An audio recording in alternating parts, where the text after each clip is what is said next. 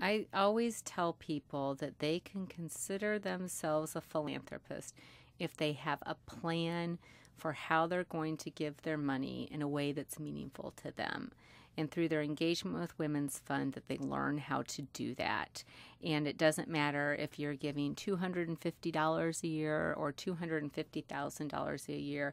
If it means something to you, then you can consider yourself a philanthropist. And moving beyond that transactional gift, or that your next door neighbor, your mother, or your best friend said, will you sponsor me in this walk or this run or buy a ticket to this, that, or the other. Those are great things to do.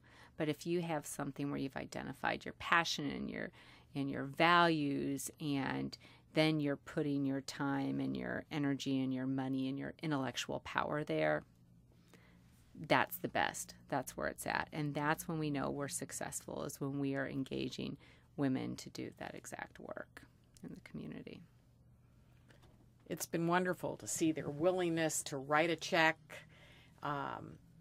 When we've had those dinners and women come prepared to give, I think that's fantastic. And I just remember when women didn't give that independently. And so it's really nice to see how empowered women are these days. I agree. To be women's advocates. They are. I was at an event the other night and somebody came up and gave me a check for $50. And it was someone with whom Women's Fund doesn't have much of a relationship, but was beginning a relationship. And she said, I just thought that this would be a nice thing to do. Is that okay with you?